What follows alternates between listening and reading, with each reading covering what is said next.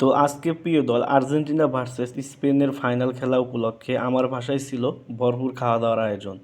আর সাথে ছিল আমার বাল্যকালের বন্ধুরা। লাস্ট এভাবে আমরা সবাই ওয়ার্ল্ড কাপ দেখেছিলাম সেই 2014 সালে। সেই সময় মাত্র 10 টাকা করে চাঁদা দিয়ে হাট থেকে মরিচ পটকা কিনে এনে সারা রাত ফুটিয়ে আমরা তারপরে খেলা দেখেছিলাম। কিন্তু দুঃখের বিষয় হচ্ছে আমরা সেই খেলাতে হেরেছিলাম। আর এবারও যখন আমরা সবাই একসাথে খেলা দেখলাম, এবারও হেরে গেলাম। তো এটা কোনো বিষয় না, খেলায় হার জিত থাকবেই, একটা দল তো আর প্রতিবারই জিততে পারবে না। তাই এটা নিয়ে মন খারাপ করার কিছু নেই। আমরা যেহেতু গতবার জিতেছি, এবার ফাইনাল খেলেছি, এটাই আমাদের অনেক পাওয়া।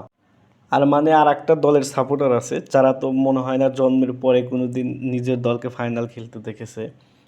অ্যাটলিস্ট একবার সেমিফাইনালে গিয়েছিল, তাও 7টা গোলকে হেরে এসেছে। তো তাদের কথা চিন্তা করে হলেও আমাদের একটু ধৈর্য ধরা উচিত।